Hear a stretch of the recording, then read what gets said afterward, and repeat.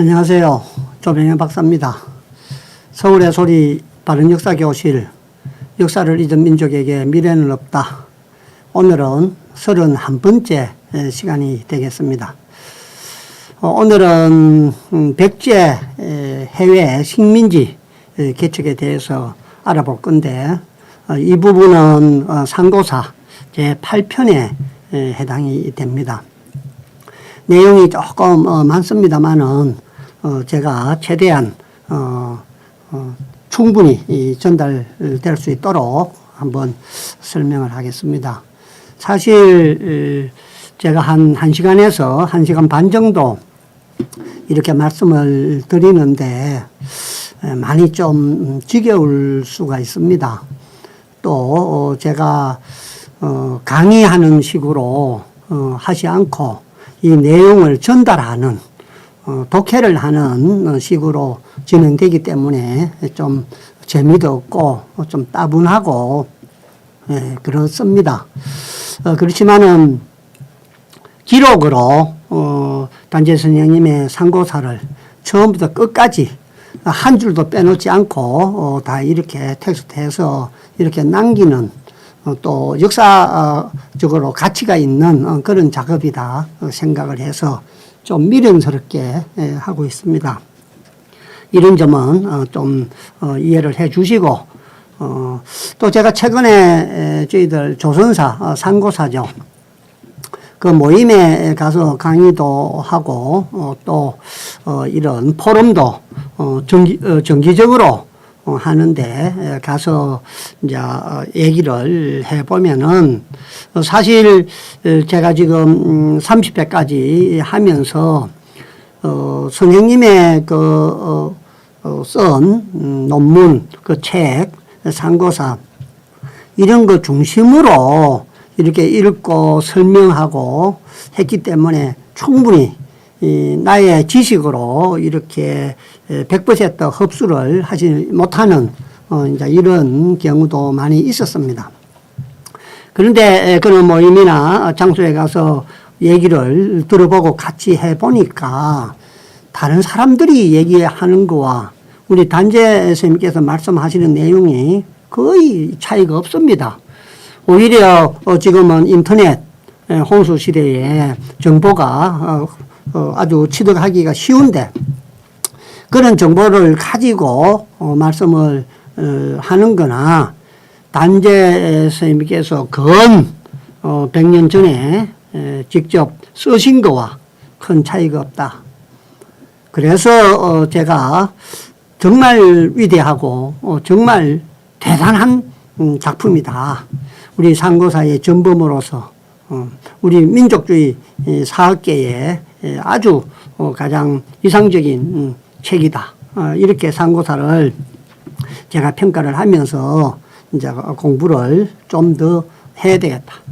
사실 앞에 쪽은 상당히 어려웠습니다만은 저희들이 이제 고구려 백제로 들어오면서 내용을 또 학교에서 배운 것도 있고 또 상식으로 또 이해하는 부분들이 있기 때문에 조금은 수월합니다만은 상당히 단재 선생님의 쓰신 내용들을 우리가 이해하는 데는 많은 어려움이 따르고 있습니다.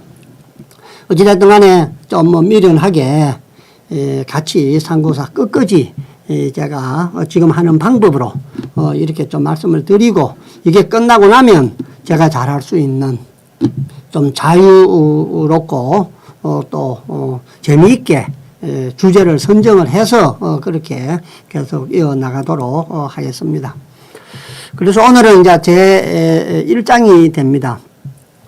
네 나라 연합군과 이제 고구려가 싸우고 이제 고구려가 퇴각을 하는 부분에 이제 1장에 다루고 있습니다.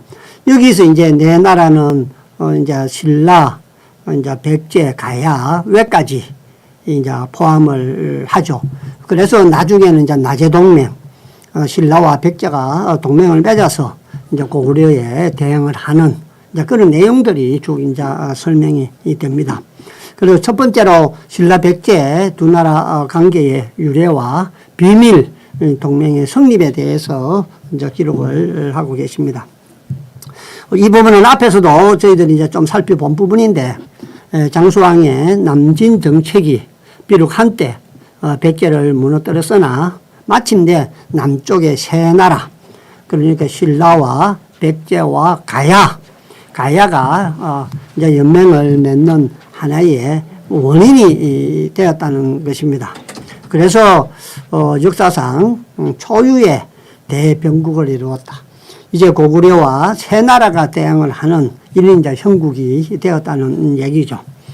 이 연맹의 주력이 이제 신라였으므로 이제 그 경과를 쓸 사람이 있어서 먼저 신라 대 백제 고구려의 관계부터 설명을 하겠다.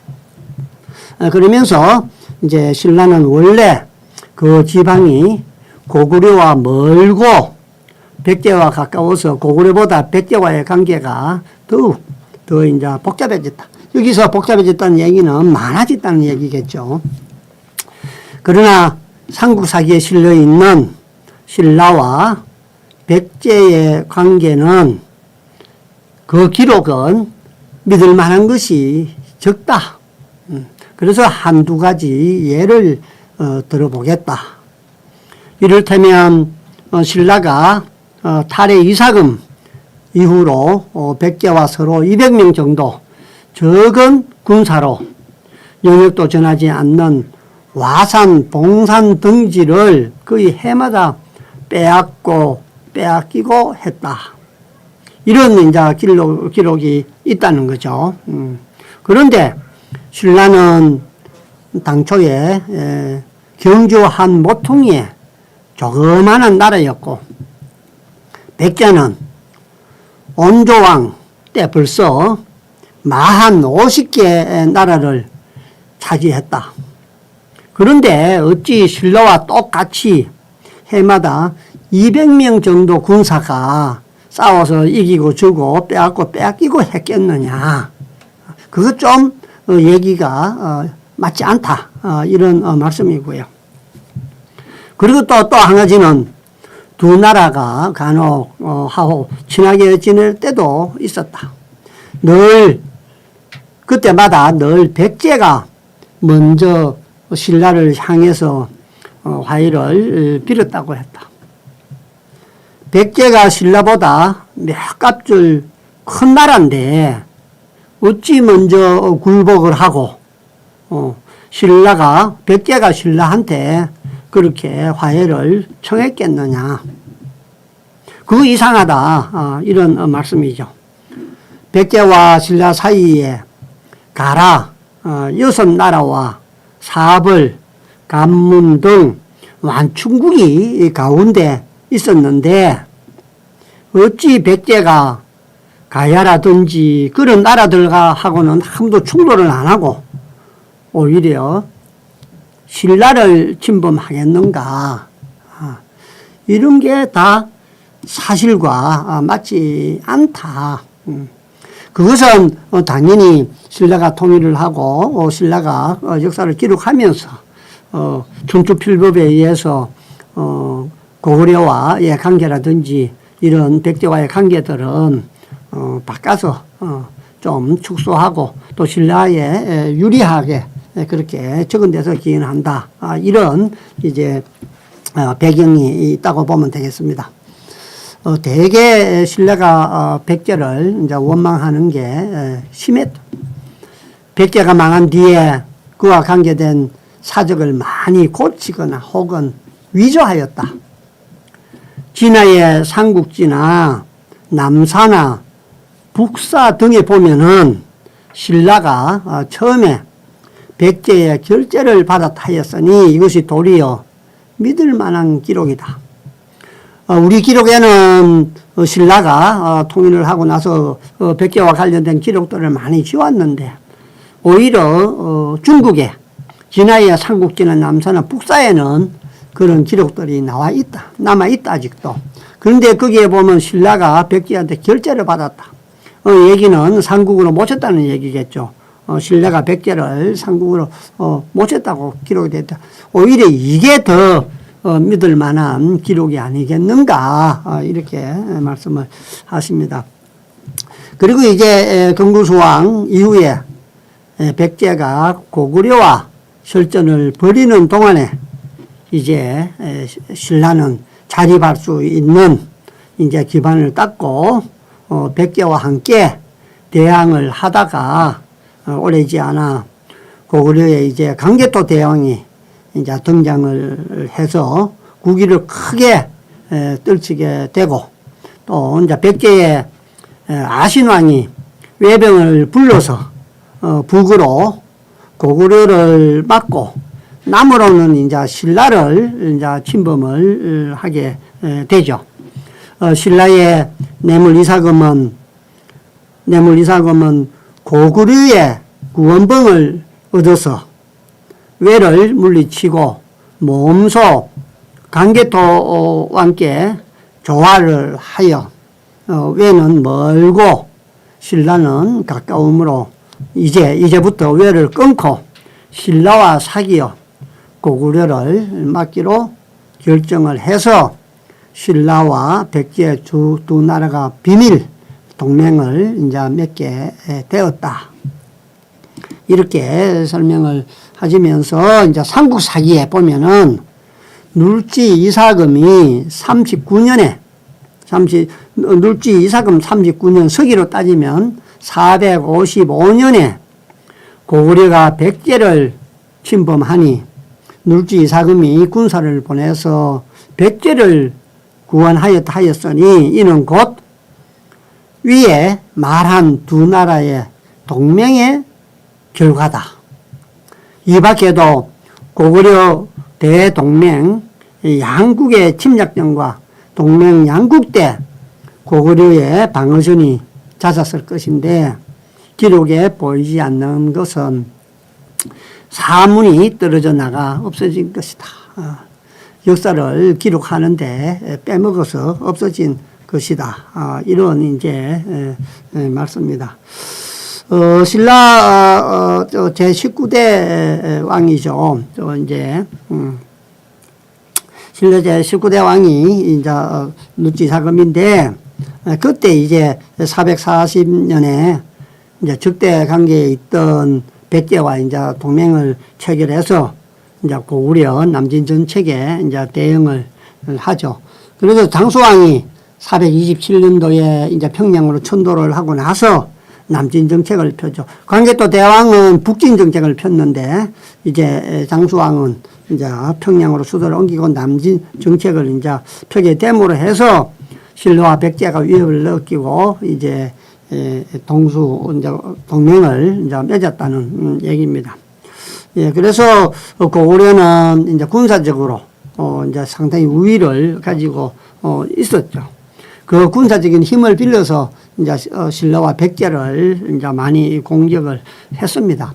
그래서 장수왕이 백제를 침략하고 이제 475년에 백제의 수도 한성을 빼앗죠. 거기가 바로 지금 위례성 있는 데죠. 그래서 거기에서 이제 계로왕을 죽이죠. 계로왕을 죽이고 이제 한강을 차지를 하게 됩니다.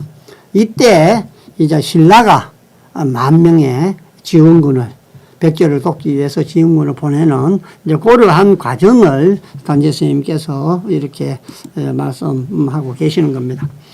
이제 두 번째로는 신라와 백제 이제 가라 하고 이제 임나하고 가라 네 나라가 이제 동맹을 이제 맺는 데 대해서 기록을 하고 계십니다.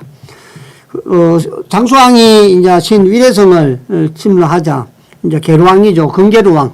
건계루왕이 이제 태자 문주가 신라에 와서 급함을 고하니 신라는 동맹의 의리로서 그 자의상 부득이 출병을 하게 된다. 10,000명을 이제 출병을 시키는 거죠.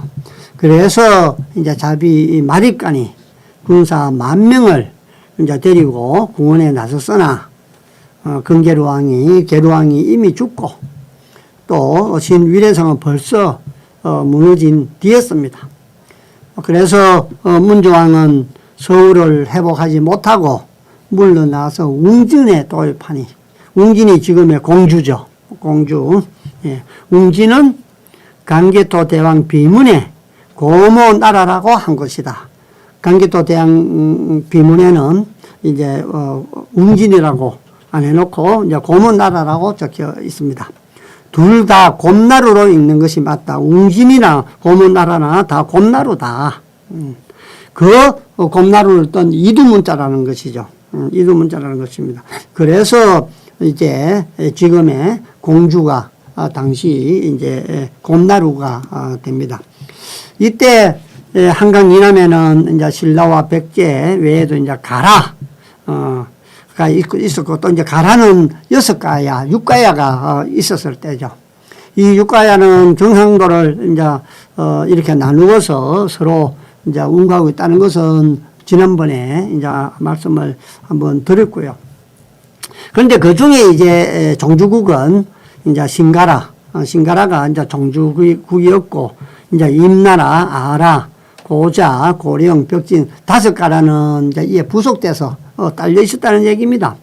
그 뒤에 신가라와 다른 세 가야는 미약해져서 없어지고 정치적으로 이제 발언을 하거나 낯을 권리조차 이제 잊어버렸고 오로지 임나하고 아라 2가야만이 강성해져서 이제 신라와 맞섰다. 여기에 이제 임나가 나오는데 이 임나를 일본이 자기들이 이제 남쪽을 경영하고 다스렸던 임나 본부다. 이렇게 얘기하는 그 임나와 같은 이제 임나라고 보면 됩니다.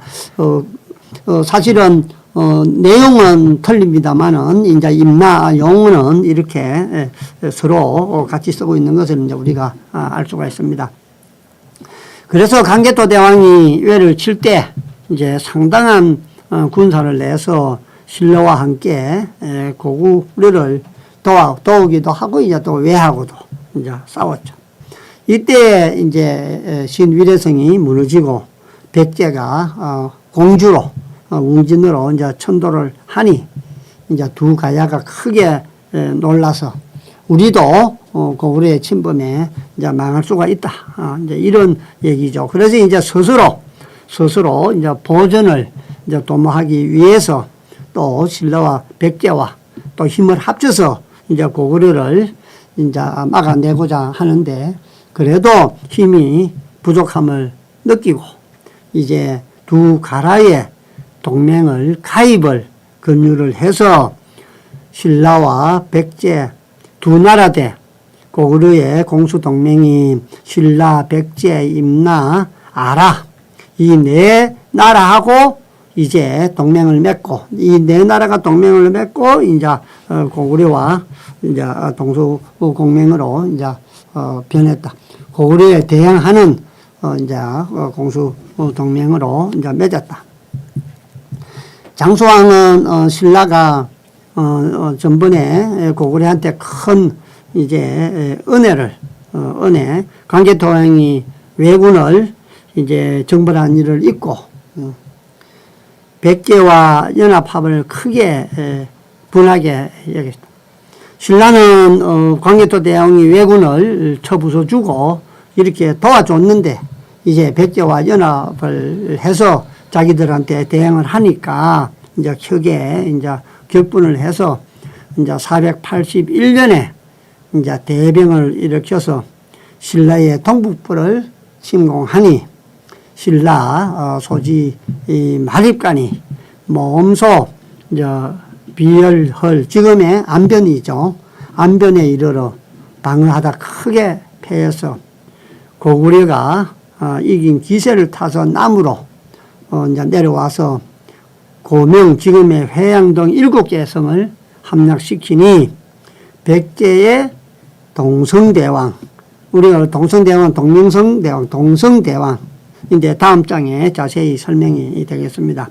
이 동성대왕이 2가라국과 연합을 해서 길을 나누어 응원을 해서 고구려 군사를 적파를 하고 빼앗긴 땅을 다시 회복을 하게 됩니다. 앞에 얘기했던 동명대왕은 동명왕이죠. 동명왕은 백제의 제24대 군주입니다. 그래서 전대 왕가는 아주 이제 대조적으로 전제군주라 할 정도로 아주 주체적이고 고집이 있는 이제 왕권 강화 정책을 폈습니다. 웅진으로 공주로 천도 이후에는 이제 바다까지 추락했던 백제의 왕권과 국제관계, 국제적으로 이제 떨어진 그 위상을 정상 궤도에 올려놓고 백제 중흥에 이제 기틀을 마련하고 중흥을 시킨 이제 임금으로 평가를 받습니다. 계로왕 이후에 이제 끊겨졌던 남조, 남나라, 조나라죠. 이제 남조와 관계를 이제 되살리고 나제 동맹에 신라와의 동맹의 결속을 이제 국군이 해서 고구려의 이제 남진 정책을 적극적으로 이제 대처하는 그런 이제 왕으로 우리가 알고 있습니다. 이러한 네 나라의 동맹이 이제 40년 동안 지속이 된다는 것입니다. 500년대까지 이제 진행이 되는 것이죠. 그래서 네 나라의 동맹으로 인해서 장수왕의 이제 남진 정책은 이제 한풀 꺾이게 되고 백제와 신라가 다 스스로 이제 보존함을 얻게 됩니다. 그러므로 이것은 당시에 우리 조선 정치사상 큰 사건이라 할 수가 없다. 단전 선생님께서는 이렇게 이제 평가를 합니다. 외에 백제와 신라가 저들릴 때 고구려가 도와주고 구원도 해주고 또 고구려가 이제 남진 정책을 쓰니까 신라와 백제가 힘을 합쳐서 고구려에 이제 대응을 하고 그러다가 네 나라가 가야까지 임나까지 포함해서 네 나라가 공수동맹을 맺어서 고구려에 대응을 하니까 이제 남진 정책에 그 이제 정책이 많이 이제 꺾였다. 그러니까 이것은 우리 조선 역사상에 상당한 의미가 있는 사건이다. 이렇게 평가를 합니다. 백제 동성대왕이 이제 해외를 경략해서 고구려의 침략이 이제 멈추니까 이제 백제가 해외 경략에 이제 나서게 됩니다. 해외의 식민지 이제 지배를 하기 위해서 진출을 한다는 얘기죠. 그래서 백제가 고구려만큼 고구려 이상의 강대국임을 자랑하던 때까지도 이 동맹은 계속되었다. 그래서 이 동맹을 바탕으로 고구려의 남하를 저지하면서 백제가 힘을 키워서 고구려 이상으로 강대국이 이제 된다는 얘기입니다. 기원 후 이제 494년에 신라가 살수, 지금의 대동강 상류 부근이죠. 고구려하고 싸우다가 아성에서 포위당해서 구원을 청함으로 백제 동성대왕이 군사 3천을 보내서 고구려를 격퇴하고 포위를 풀어줍니다. 그리고 이제 이듬해에 고구려가 백제의 반걸량을 치자 신라 소집 마리간이 또한 구원병을 보내서 고구려 군사를 격퇴합니다. 그래서 이런 식으로 해서 이 동맹이 40년간 지속이 되었어요. 그런데 이 동맹이 이제 해체된 뒤에는 이제 신라가 가야를 이제 침략하기 시작을 합니다. 이때 가라 같은 경우에는 실제 철기를 생산하고 또 철기를 수출을 하니까 강국이죠. 청동기 시대. 일본 같은 경우에는 재련 기술이라든지 뭐 그런 청동기 자체가 없을 때 이미 가야는 철을 생산해서 만드는 청동기 시대를 활짝 열었을 때입니다. 그래서 그렇지만은 이제 신라와 백제의 힘이 이제 강해지는 거죠. 그래서 신라가 이제 가라를 침범하기 시작한다는 것입니다. 그리고 이제 두 번째 장에서는 백제가 외를 이제 격퇴하고 또 식민지를 이제 개척하는 그런 내용을 기술하고 있습니다. 동성대왕 이후에 백제가 다시 강해지는 그런 내용들이죠. 백제는 신위례성이 무너지고 외우가 한창 심한 가운데 내란이 또 찾아서 문조왕은 곰나루로 천도한 뒤에 4년 만에 반란을 일으킨 신하 해구에게 죽임을 당하고 또 맏아들 임근왕은 13살 소년으로 이제 즉위를 했는데 그 이듬해에 자평, 진남, 덕솔, 진로 등과 비밀이 모의해서 해구를 뵌 영주였지만 3년 만에 15살의 젊은 나이로 죽고 그해 기원 479년에 이제 동성대왕이 이제 즉위를 하게 됩니다. 왕의 이름은 마모대인이 전사에 마모라 쓴 것은 끝에 뒤에 한자를 생략한 것이고 모대라고 쓴 것은 위에 한자를 생략한 것이다. 원래 왕 이름은 마무대인데 우리 저 역사에는 보면은 뒤에 대는 떼고 마모로도 나와 있고 또 어떤 때는 앞에 말을 떼고 모대로도 나와 있는데 다 같은 사람이다. 그 사람이 바로 동성왕이라는 얘기입니다. 왕이 즉위할 때 나이가 얼마였던 것은 역사에 기록되지 아니하였으나 임금의 종제이니까 14살에 지나지 못했을 것이다. 왕은 어린 소년은 이같이 어려운 판국을 당했지만은 천성이 숙성하고 백발백중의 활 쏘는 재주가 있어서 고구려와 위를 물려쳐 고구려와 위나라를 물려쳐 국난을 평정하고 바다 건너 진화 지금 이제 산동성과 절강성까지 점령을 하고 일본을 쳐서 속국으로 만들었으며 그 밖에도 전공이 허다 했는데 삼국사기에는 다만 당시 천재로 한두 번 홍수와 가문과 왕이 사냥한 내용만 적혀 있을 뿐이다. 그 나머지는 전부 다 뺐으니 이는 신라 말기에 문사들이 삭제한 것이다. 그래서 지금부터는 그 내용을 간략하게 얘기하고자 한다. 어떻게 요동으로 가서 진화에 그게 산동성, 절강성까지 점령을 하고 일본을 쳐서 속국으로 만들었는지 그 내용들을 이제 한번 살펴보겠다. 진화는 그 당시에 진화는 중국에 황하강 있죠. 황하를 남북으로 갈라서 위나라와 제나라로 분립하고 있을 때다. 중국은 위나라하고 제나라가 황하를 중심으로 있을 때다. 이는 위나라는 곧 우리 선비족의 척발씨로 모용씨의 연을 대신해서 일어난 것이다.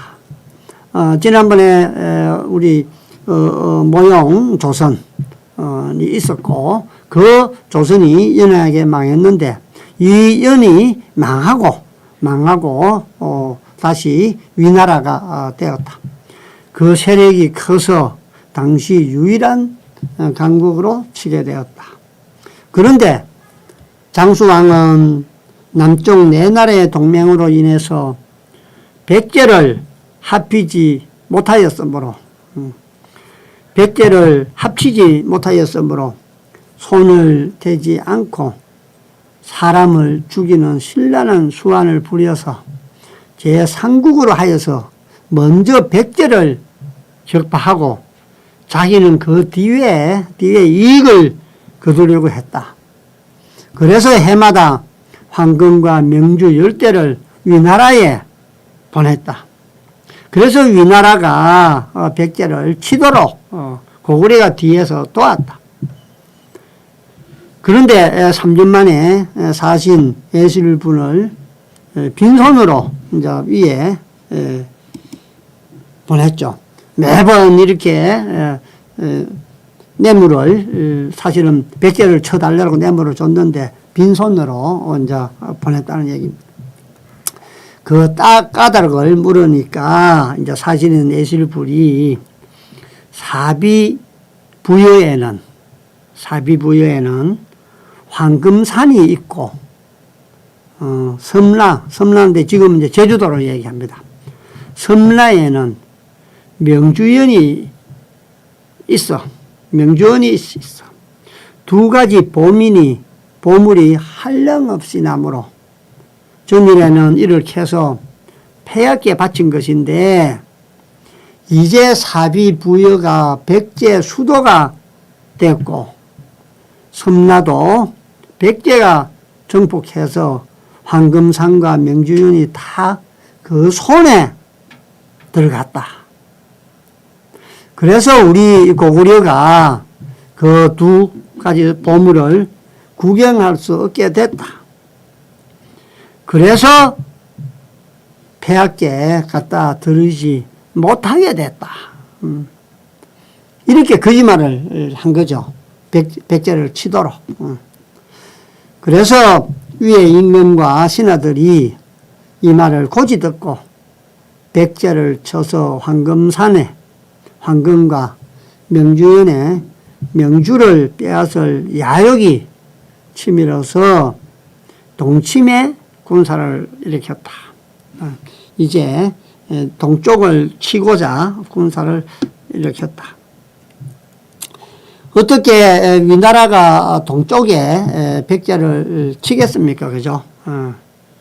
물론 황해를 건너면 한 번다가 동쪽에 있기는 합니다. 그래서 어쨌든 간에 위나라가 이제 동침을 하기 위해서 동쪽을 침략하기 위해서 이제 군사를 일으켰다. 삼국사기에는 위세에서 뽑아다가 써서 이제 예술불의 일을 장수왕의 아들 문자왕 때 일로 기록하였으나 남양 예씨의 족보에 의하면 예술불을 그 시조라 하고 그가 위나라의 사신간 일을 앞에 말한 것과 같이 기록이 되어 있다. 대개 위가 북으로는 고구려, 남으로는 백제죠. 남쪽으로는 백제. 그 육지가 맞닿아 있는 나라를 두고 멀리 바다 건너 백제와 싸운다는 것은 해운이 불편한 고대에 있어서 쉽지 않다. 배를 타고 와서 쳐들어간다는 게 쉬운 일이 아니다. 그런데 예술불의 말에 쏘가 황금과 명주를 가지려고 한 말은 사실인 것 같다. 사실인 것 같다. 위가 백제 침입이 장수왕 때요. 문자왕 때가 아니니 삼국사기 연대가 털린 듯하므로 이제 삼국사기를 버리고 예씨의 족보를 한번 살펴보겠다.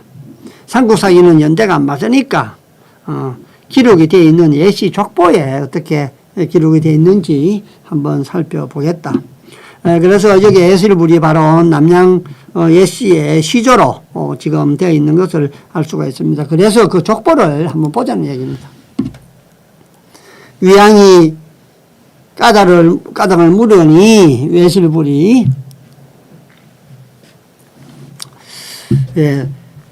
사비 부여에는 황금산이 있고 섬라에는 명주연이 있어 두 가지 보물을 한량없이 나무로 이제 전일에 캐어서 쭉 앞에 이제 나와 있는 내용과 같이 그렇게 했다.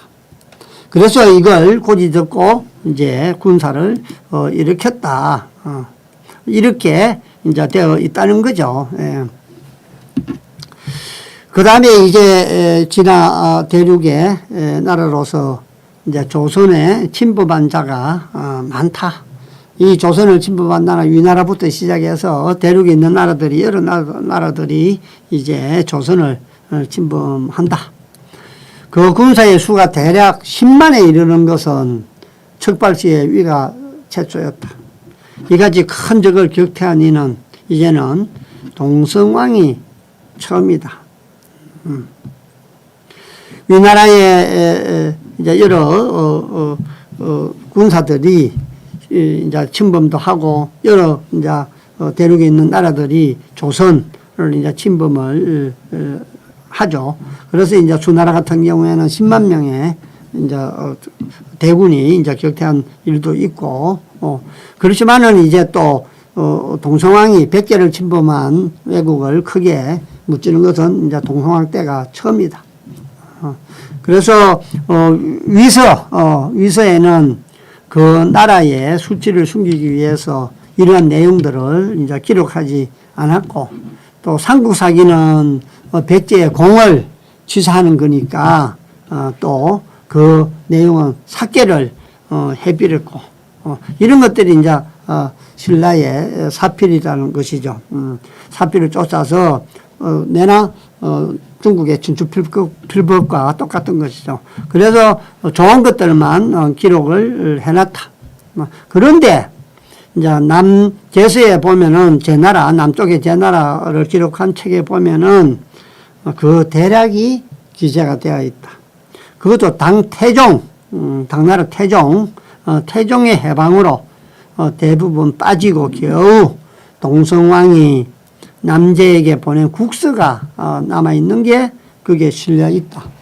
이 국서를 보면 적지만은 이렇게 흩어져 있는 내용들을 모으면 이제 우리가 이해를 할 수가 있다. 그래서 그 국서가 그렇다면 그 국서는 온전한 것인가, 완전한 원문인가, 그런 이제 의문도 들지만은 그 국서에 보면은 중국인이 남의 시문, 조선의 시문을 얘기하죠.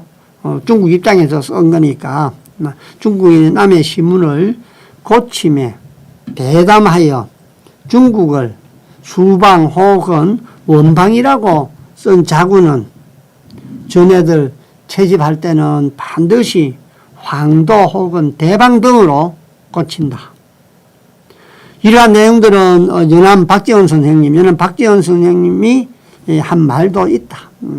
이렇게 한 말도 있다.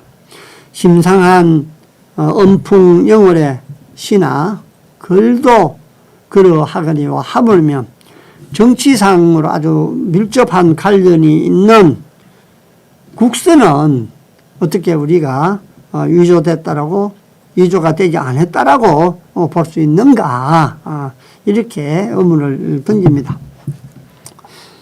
그래서 그 내용들을 한번 살펴보면은 그 국서에 이제 있는 내용들을 살펴보면은 기원 490년에 위나라가 두 번이나 보병과 기병 수십만을 내어서 백제를 침공했다. 동성왕이 첫 번째 식령장군 면중왕 적원 근위장군 팔중후 부여고 근위장군 부여역 광무장군 부여고를 보내서 위병을 맞아 위나라 병사들을 맞아서 싸워서 이를 크게 격파를 했고, 또 동성왕이 두 번째는 정로장군, 배라왕, 사범명, 안국장군, 벽중왕, 찬수류, 무의장군, 불중후, 해례군, 광희장군, 이런 장군들을 보내서 또 위나라 병사들을 맞아서 크게 무찌르고 수만 명의 목을 베었다. 동명왕이 두 번의 큰 싸움에서 승리를 거두고 또 국서와 우격을 여러 나라에 보내서 이를 과시를 했다. 여기서 얘기하는 우격은 나라의 급한 일대 내는 이제 이런 문서라고 보면 되겠습니다. 예. 동명왕이 여러 대 이래로 세잔해진 백제에 나서서 크게 이제 국대가 이루어올 때를 이제 당했는데 두 번의 큰 싸움을 승리로 이끌고 이제 거기 의지해서 국군을 이제 만회하게 되고 마침내 이제 해외 경략의 틀을 닦게 되었다. 위가 침범한 두 번을 물리치고 이제 자신감을 가지고 이제 국군을 이제 회복하면서 이제 해외 경락의 틀을 닦았다는 얘기입니다. 앞에 쭉 얘기했습니다만은 그 윤나라와 두 번 싸움에 출전했던 대장군들은 이제 쭉 이름을 앞에서도 얘기했습니다만은 뭐 사범명 부여고 뭐 부여역 부여고 찬수류 뭐 이렇게 이름들이 쭉 이제 등장을 합니다. 그래서 이런 이름 정도만 알 수 있지 이제 전선이 전장을 어디서 어떻게 싸우고 얼마 동안 싸웠는지 이제 이런 것들은 이제 많이 알려지지 않았다는 얘기죠. 그래서 처음에는 이제 1차 했을 때는 육지에서 싸운 걸로 보이고 이제 뒤에 것은 2차에는 이제 육지에서 싸운 걸로 보이고 처음에는 이제 육전이었는지 해전이었는지 그거조차도 지금 분명하지가 않다. 어찌해서 이렇게 큰 두 차례 전쟁에서 이겼는데 또 그 전쟁터에 나간 대장들은 각각 왜 4명씩이었는가 그걸 이제 단재 선생님께서는 이렇게 이제 설명을 하십니다.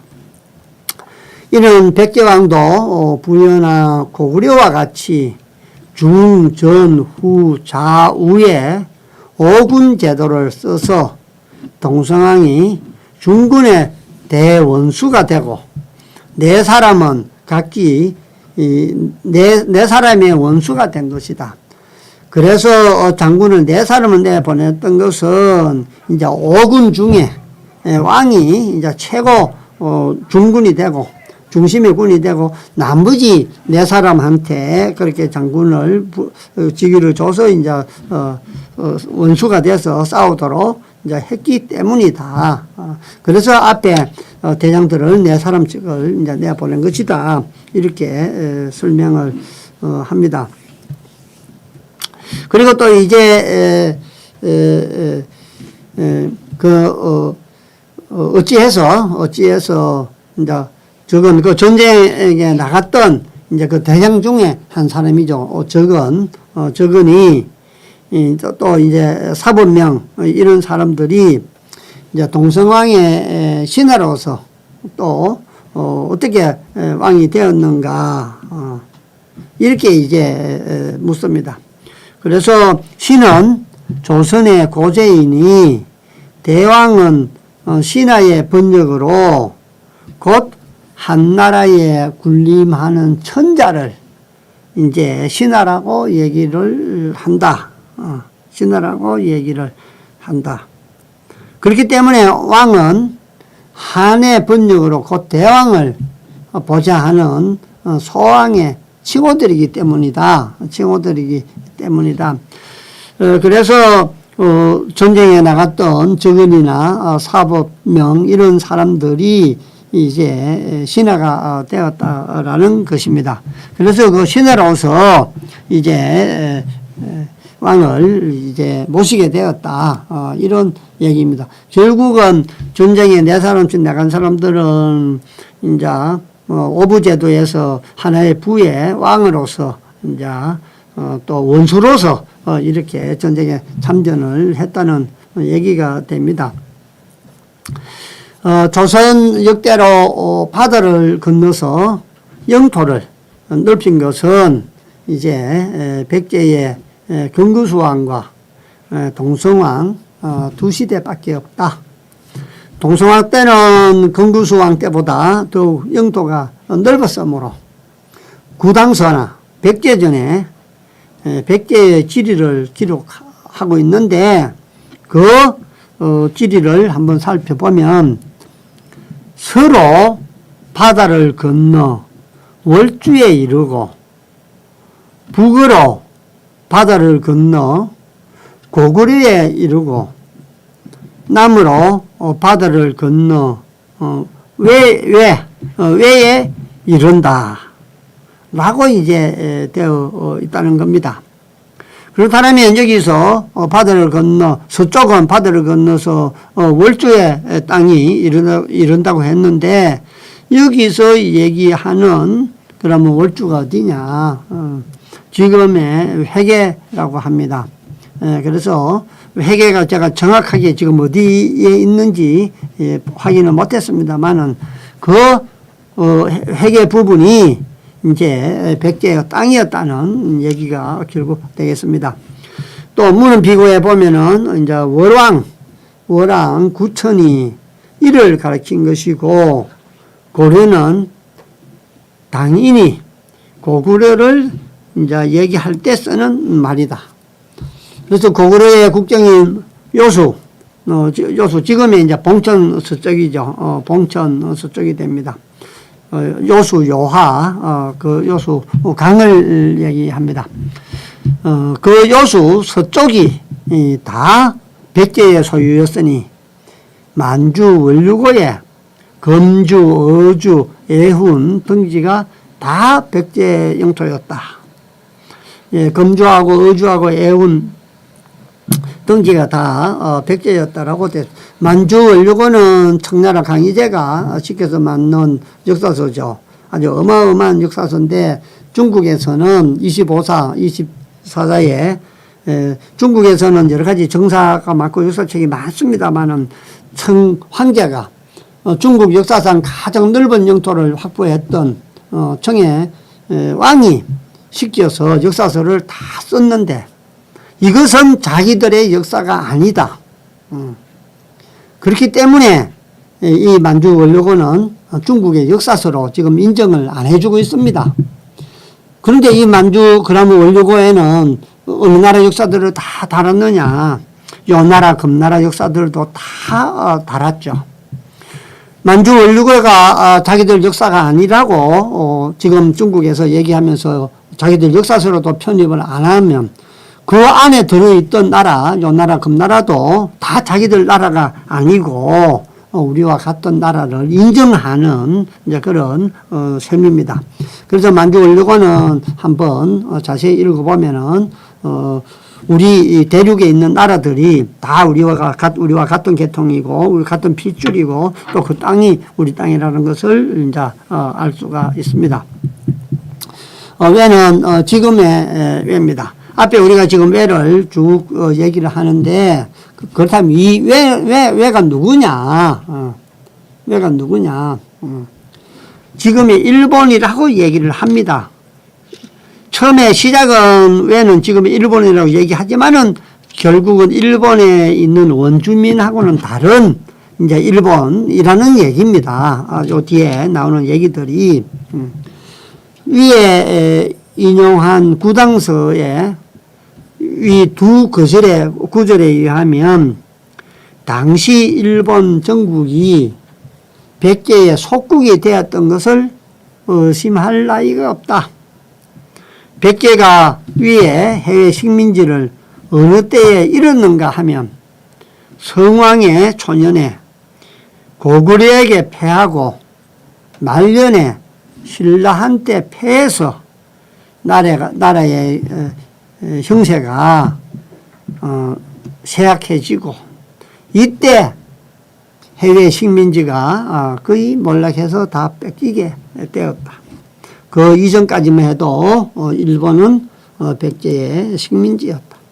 지난 시간에도 얘기했습니다만 왕인박사라든지 이렇게 해서 도자기부터 시작해서 우럭 천북인까지 다 우리 백제에서 일본의 아스카 문명을 꽃을 피운 것은 지난번에도 말씀드렸습니다만 지금도 그 얘기가 반복되고 있는 것 같습니다. 동성왕이 이 같은 전공을 이루었으나 수혜와 한제가 심한 때임을 돌아보지 않고 또 교만해서 화려하게 큰 인륜각을 짓고 왕거를 짓고 왕궁을 짓고 그 옆에 원림 숲을 만들고 또 못을 파서 진귀한 새와 귀한 고기를 기르고 또 사냥을 즐겨해서 자주 사냥하러 밖으로 나가고 그리 했다. 그러다가 501년에 11월 달에 사비부여 마포촌에 사냥해서 큰 눈을 만나게 돼서 쌀접시 발이 묶여서 묻게 됩니다. 거기서 이제 누워 자게 되는 것이죠. 그때 기회를 받던 왕을 원망하던 위사 자평 가림 성주 백가의 자기 칼에 맞아 죽으니 그때가 왕이 오른 지 23년인데 나이가 겨우 30살이었다. 7살 때부터 왕이 됐다는 얘기네요. 그죠? 그래서 어쨌든 간에 이렇게 일본까지 경영하고 중국의 산동도 절강성까지 식민지로 삼고 해서 백제가 부흥을 하게 됐는데 수혜라든지 한제를 잊어버리고 왕궁을 새로 짓고 막 공원이죠, 그죠? 그래서 나무를 심고 또 연못을 파고 막 이러다가 결국은 이제 사냥 가가지고 막혀서 눈이 많이 와서 그동안 못 해가지고 누워 자다가 이제 부하들한테 이제 죽었다. 이 말입니다. 그래서 이렇게 동성대왕의 업적에도 불구하고 이제 말년에 좀 비참하게 돌아간 이런 이제 왕으로 기록이 되어 있습니다. 말년에 대신의 간언을 무시하고 성곽과 궁실과 정원 등을 과도하게 정축하고 향락에 빠지며 사냥에 지나칠 정도로 빠지는 등 과도한 왕권 강화 및 과시를 하면서 백성에 대한 구제를 외면하고 또 원성을 사고 그래서 비참한 최후를 맞이한 것을 우리가 알 수가 있습니다. 그 다음에 이제 동명대왕 이후에 이제 백제가 이제 다시 이제 강해진 것을 이제 기록을 하고 있습니다. 요 부분은 제가 보니까 앞에 작성 해놨던 것이 지금 자료가 이중으로 들어와 있는 것 같습니다. 제가 어제 학회에 이제 논문을 제출을 하고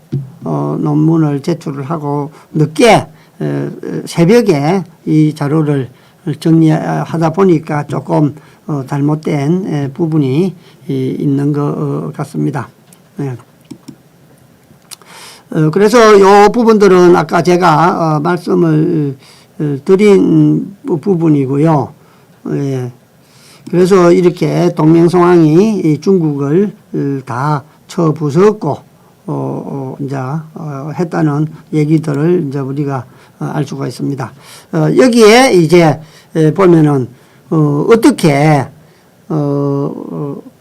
일본과 이제 또 위나라를 쳐서 대륙에 산동성과 절강성까지 진출을 했는가. 이제 이게 사실 우리 역사상에 상당히 미스터리로 남아 있습니다. 우리 기록에도 많지 않고 중국의 기록에 몇 군데 나옵니다만은 우리 주류 사학계나 강단 사학계에서는 그걸 이제 믿으려고 하지를 않죠. 그렇기 때문에 이제 이걸 상당히 우리 역사에서 어떻게 해석을 해야 되나 이렇게 이제 많이 논란이 있는 것도 사실입니다. 그래서 그 내용들을 제가 여기에 적어놨는데 그 당시에 나라들의 이제 배치도라고 보면 되겠습니다. 그래서 이 황하를 기준으로 해서 북위와 송나라가 이렇게 갈라져 있고, 그 다음에 여기가 이제 고구려가 있고, 백제, 신라, 가야, 외가 이렇게 이제 있다고 보면 됩니다. 우리가 일반적인 상식, 지식, 우리가 배웠던 거에 의하면 이런 이제 형세도죠. 이런데 앞에 자료들을 얘기해 보면 이 지도하고는 안 맞는 부분이 많이 있다. 그래서 그 얘기는 지난 시간에도 제가 계속해서 얘기를 하는 것이죠. 그래서 여기가 태행산맥이 있고, 여기에 이제 고조선이라든지 나라가 있고, 가운데 낭랑이 있고, 이쪽에 이제 백제가 있고, 이쪽에 신라가 있다. 그래서 낭랑이 가로막아서 고구려가 이 나라들을 이제 침범하지 못했다. 그런 얘기도 지난번에 제가 지도 가지고 잠깐 한번 말씀을 드렸었고요. 그래서 이제 백제하고 북위 전쟁, 백제하고 위나라하고 싸운 그 전쟁을 이제 우리가 인터넷이나 사전에 찾아보면은 백제 북위 전쟁이라고 이렇게 딱 기록을 해서 나와 있는 것을 알 수가 있습니다. 백제 북위 전쟁은 북위가 백제를 침공했죠. 그래서 백제의 북위가 백제를 침공한 것을 이제 백제 북위 전쟁이라고 하는데, 웅진시대 고구려한테 쫓겨서 공주로 내려갔을 때 이제 백제 24대 동명왕 재임 기간 중에 이제 백제하고 이제 위하고 이제 붙은 싸운 이제 전쟁이다. 이렇게 인터넷에 보면 나와 있습니다. 이 전쟁의 전개 과정을 한번 살펴보면은 484년에 이제 백제를 공격해서 이겼고, 또 4년 뒤에 다시 백제를 이제 위나라가 공격을 하는데 오히려 이제 백제한테 패하게 되죠. 백제가 이기게 됩니다. 그래서 490년에 북위가 다시 이제 침공을 하게 되는데, 앞에 나왔던 이제 사본명 이런 사람과 찬수요, 해력은 목간나 이런 장군들에 의해서 수십만 기병이, 위나라의 기병이 이제 전사를 하게 됩니다. 당시에 이제 북위의 황제가 이제 효문제였었는데 아주 명군으로 이름이 나 있는 사람입니다. 그런데 그 당시에 백제는 이제 10년 전에, 바로 10년 전에 장수왕이 침범을 해서 계로왕이 이제 죽고 그랬던 시기죠. 수도가 불타고 왕이 죽고 이랬는데 어떻게 10년 만에 이렇게 강해져서 북위와 싸워서 이렇게 이겼겠는가, 아주 의문이 이제 있다고 이렇게 우리 기록에는 많이 나와 있습니다. 더더구나 화북지방의 대륙에 위나라가 있었는데 쳐들어가서 이겼다라면, 북쪽으로는 고구려가 막고 있기 때문에 이 북위를 쳐려면 바다를 건너서 와서 북위와 전쟁을 해야 되는데, 그래서 북위에 수십만 기병을 쳐 부쉈다고 하는데, 어떻게 바다를 건너서 수십만 기병을 쳐 부쉈겠는가? 이건 상당히 논리적으로는 이해가 가지를 않죠. 더더구나 이때 북위에는 효문제라는 아주 이름난 황제가 있을 때라는 것이죠. 그래서 이 북위의 백제 침공은 사실 좀 우리 한국 사이에 풀리지 않는 수수께끼다. 이런 상황으로 봐서는 이러한 전투가 일어날 만한 상황이 이제 아니었다. 이렇게 보면 되겠습니다. 그리고 나서 이제 조선 역대로 이제 바다를 건너와서 이제 바다를 건너서 영토를 찾은 것은 이제 건국수왕과 동명성왕 이제 두 대왕 때 그대를 이제 했다는 것을 이제 알 수가 있고요. 그리고 왜 아까도 얘기를 했습니다만은 이제 왜는 지금의 이제 속구 지금 그 당시에 있었던 왜였지 지금의 일본에 있는 이제 원주민은 아니었다. 이런 것을 이제 말씀을 드릴 수가 있습니다. 오늘은 8편을 전체적으로 다 살펴봤기 때문에 시간이 조금 남습니다. 그래서 9편은 다음 시간에 이제 하면 됩니다. 다음 편은 9편은 또 분량이 좀 많습니다. 그래서 9편은 이제 전후로 나눠서 그렇게 하는데 다음 주에는 이제 신라의 발언과 화랑 이야기에 대해서 좀 살펴보도록 그리 하겠습니다. 날씨가 이제 많이 좋아집니다. 책 보고 공부하기에 아주 좋은 계절이 오고 있습니다. 시간이 나는 대로 조선 상고사 단재 선생님에 대한 책을 보면은 우리 고대사를 이해하는데 아주 큰 도움이 됩니다. 늘 건강 조심하시고 다음 시간에는 좀 더 자세하게 세밀하게 잘 준비해서 설명을 드리도록 하겠습니다. 자, 오늘은 좀 일찍 마치겠습니다. 수고했습니다.